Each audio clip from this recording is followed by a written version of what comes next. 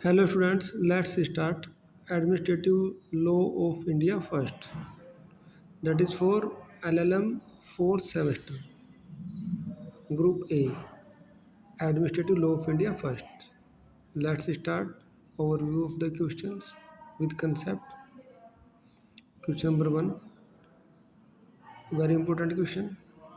The idea of rule of law is based on the principles of liberty, fair treatment, due process, equity, and transparency.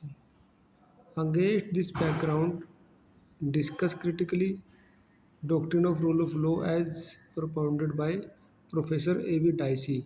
How this doctrine is applicable in India, discuss in very brief लिखा हुआ है लेकिन ये discuss explain in detail होना चाहिए क्योंकि long question करवा रहा है।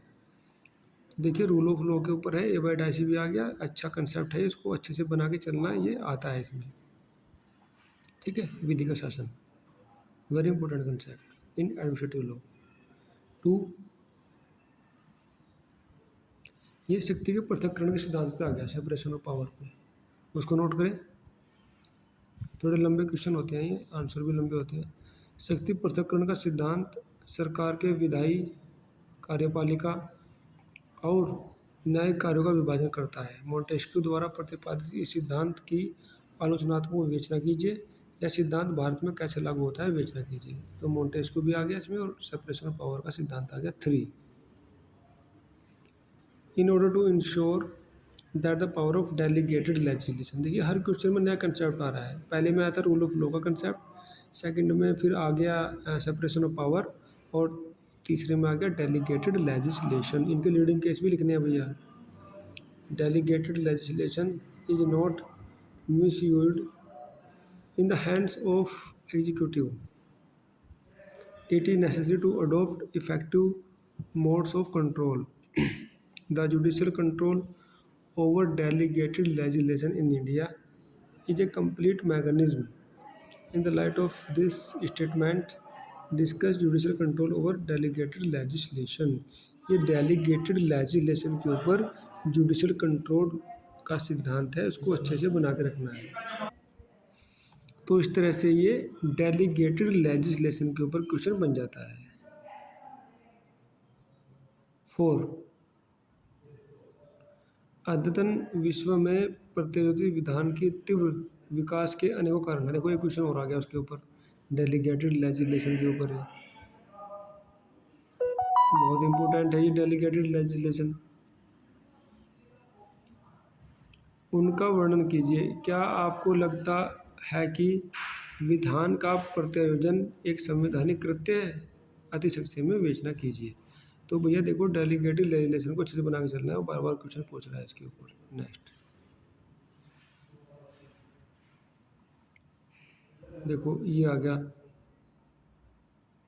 Procedural control over the delegated legislation refers to the rules and procedures that may be established by the legislature to govern the exercise of delegated powers by the executives. In the light of the statement, discuss procedural control over delegated legislation in India.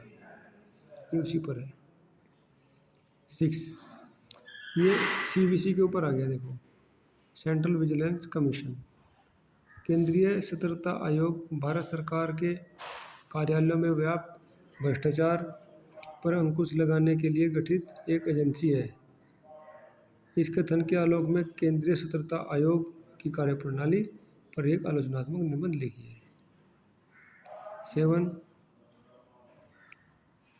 ये आ गया हमारा जांच आयोग अधिनियम के ऊपर। देखो discuss critically the powers and functions of the commission of inquiry and as constituted under the Commission of Inquiry Act 1952. What suggestions would you like to give for improvement in effectiveness in Commission's probe? ये हो गया हमारा 7, 8, 9, 10 तीन और देख लीजिएगा। 8 पे देखो, ये वेरी इंपॉर्टेंट, मोस्ट इम्पोर्टेंट, ये आना ही चाहिए। इसके बिना प्रशासनिक विधि समझी नहीं जा सकती। प्रशासनिक विधि से आप क्या समझते हैं? प्रशासनिक विधि के महत्व और क्षेत्र विस्तार की विवेचना कीजिए। 9 पे देखो, अब लोकपाल के ऊपर आ गया। What is the role of institution of Lokpal in India? Examine critically, keeping in view the provisions as prescribed under the Lokpal and Lokayukta act 2013। तो लोकपाल और लोकायुक्त अधिनियम 2013 के अंतर्गत लोकपाल का क्षेत्राधिकार, उसकी शक्तियाँ, उसका विस्तार, सब कुछ उसमें है। उससे उस क्वेश्चन को तैयार करना है। 10th पे देखिए, प्रतिरोधी विधान पे भैया इसने बहुत कुछ लिखा हुआ है इस पेपर में, तो सारा पेपर ही इस पे आ गया ये। देखो, प्रतिरोधी विधान पर संसदीय नियंत्रण, पहले विधायी नियंत्रण के ऊपर भी रिपीट कर रहा है क्वेश्चन को। नियंत्रण में संसद की उत्तरदायित्व सम्मिलित है कि वह यह सुनिश्चित करे कि कार्यपालिका को हस्तांतरण शक्तियों का उचित रूप से और अधिकार के दुरुपयोग के बिना उपयोग किया जाए। इस कथन के आलोक में प्रतिरोधन विधान पर संसदीय नियंत्रण की विवेचना कीजिए। देखिए, प्रतिरोधन विधान पर न्यायिक नियंत्रण भी है, प्रत्यायोजित विधान पर संसदीय नियंत्रण भी है, इनके विधायी नियंत्रण भी है। तो ये इंपॉर्टेंट कंसेप्ट बन जाता है, इसको अच्छे से करना, ठीक है। अब होमवर्क सुन लो, पिछले 3 या 4 पेपर ऐसे निकालो, उनको नोटबुक पर नोट करो, उनके आंसर लिखो, उससे आपका परफॉर्मेंस बेहतर बनेगा।